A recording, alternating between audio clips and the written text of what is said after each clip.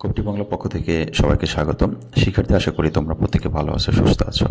SSC vocational ও দাখিল vocational 2025 সালে তোমরা যারা পরীক্ষা অংশগ্রহণ করতে যাচ্ছ, আজকে মোস্ট ইম্পর্টেন্ট একটা টপিক হতে যাচ্ছে তোমার জন্য, সেটা হচ্ছে রচনা। রচনা হচ্ছে কোন রচনাটা তোমার জন্য মোস্ট ইম্পর্টেন্ট। তো আমার কাছে এবছর যেটা ফার্স্ট মনে হয়েছে সেটাই আমি তোমাদের মাঝে আজকে আলোচনা করতে যাচ্ছি, এবং রচনা কীভাবে লিখলে একেবারে 100% ফুল নাম্বার পাবে সেটা একটু খেয়াল করে দেখো। হ্যাঁ, দেখো, রচনা অর্ধবসায়। অর্ধবসায়টা আমার কাছে মোস্ট ইম্পর্টেন্ট এবছর মনে হয়েছে পরীক্ষায় আসার মতো।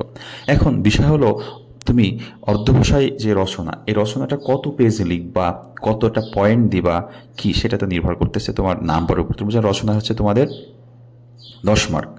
তো এই রচনার এই মার্কটা তোমাদের যদি পেতে হয় খুব ভালো করে, তো সেক্ষেত্রে কিভাবে লিখতে হবে দেখো।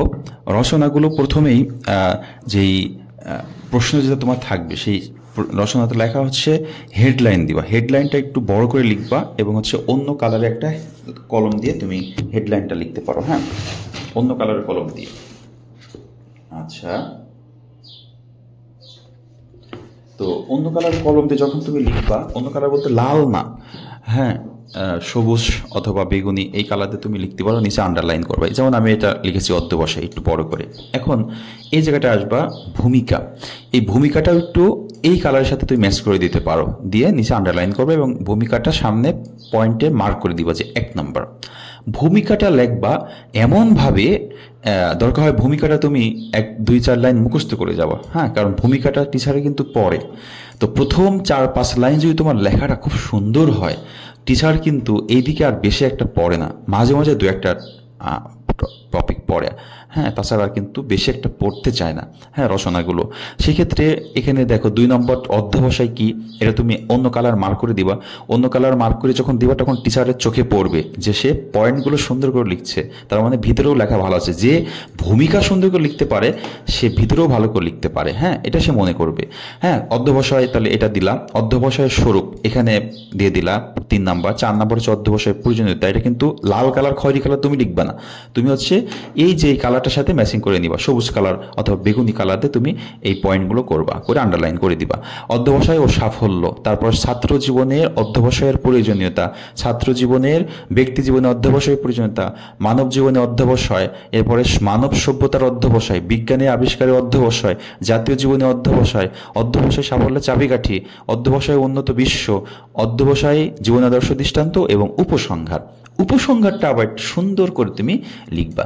এবং দেখো, আমি এই রচনার ভিতরে কিছু মূল জিনিস দিছি। দেখো, 10 মার্ক তোমার অবশ্যই কিন্তু 14-15টা পয়েন্ট দিতে হবে। দেখো, এই অর্ধবসায়ের প্রয়োজনীয়তা, এখানে কিন্তু একটা আমি কবিতা দিয়েছি। দেখো, কাটা কেন পান্ত ক্ষান্ত হও, হেরি দীর্ঘ পথ, উদ্যম বিহনে কারপুরে মররথ। হ্যাঁ, এরকম আরও কিছু জিনিস দিছে। যে ডাল্টন স্পষ্ট করে বলেছেন, লোকে তোমাকে প্রতিভাবান বলে, কিন্তু আমি পরিশ্রম ছাড়া কিছুই জানি না। এরকম কিছু জিনিস যদি তুমি ভিতরে দিয়ে দাও, এই যে সাধনা তার অবিরাম অধ্যবসায়, হ্যাঁ, তাহলে টিচাররা এই টপিকগুলো, এগুলো আবার তুমি অন্য কালার দিয়ে লিখবা। হ্যাঁ, মানে এই যে impossible is word which is only found in the dictionary of a fool, এটা আবার অন্য কালার। এরকম যেই কবিতার লাইনগুলো দিবা, সেই লাইনগুলো তুমি, যেমন এই লাইনগুলো তুমি কি করবা, একটু ওই কালার দিয়ে দিবা দরকার হয়। হ্যাঁ, দিয়ে লিখবা। লিখলে এরকম একটা রচনা যদি তুমি লিখে আসতে পারো, 100% 10 নম্বর দেবে টিচার এখানে। অনেকে বলে রচনায় 10-এ 10 দেয় না, 100% 10-এ 10 দেয় যদি তোমার সুন্দর ডেকোরেশন এবং লেখার মতো লেখা হয়।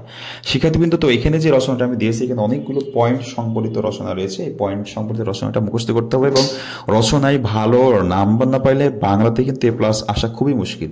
তোমার বাংলা A+ পাওয়ার জন্য দেখো, যে রচনা তোমার ভালো নাম্বার না আসে, 10 নাম্বার তুমি লেখোই না, তাহলে 10 মার্ক বাদ দিয়ে তুমি A+ পাবা না, অসম্ভব। শিক্ষার্থীবৃন্দ, এই জন্য রচনাটা তোমাকে চিন্তা করতে হবে 100% 10-এ 10 পাওয়ার। সবাই ভালো থাকো, সুস্থ থাকো, কপিটি পানার সাথে থাকো। এইরকম রচনা যেগুলো পরীক্ষায় আসার মতো এবং মোস্ট ইম্পর্টেন্ট যেই সৃজনশীল বা অন্যান্য যেই ইম্পর্টেন্ট জিনিসগুলো তোমার জন্য রয়েছে সাজানো গোছানো, সেই স্পেশাল সাজেশন নেওয়ার জন্য কপিটেক বাংলার সাথে যোগাযোগ করো। হোয়াটসঅ্যাপ নাম্বার আছে স্ক্রিনে, মেসেজ করবা। আমি একটি কথা তোমাদের সব সময় বলি, সাজেশনের কথা প্রত্যেক ভিডিওতে। অনেকে হয়তো বিরক্ত হও, অনেকে আবার চিন্তা করো না ঠিকই আছে। আমি বিরক্ত বোধ করানোর জন্য তোমাকে বলি না। কারণ হচ্ছে দেখো, একটা বিষয় যখন বারবার তোমাকে বলবো, তুমি কিন্তু এই জিনিসটা নিয়ে পড়বা, পড়লে তুমি উপকৃত হবা, এখানে আমার কোনো বেনিফিট নাই। তুমি তোমার রেজাল্টটা যদি ভালো হয় আমার তখন ভালো লাগবে। ওকে, সবাই ভালো থাকো, সুস্থ থাকো, কবিটা বানার সাথে থাকো। আল্লাহ হাফিজ।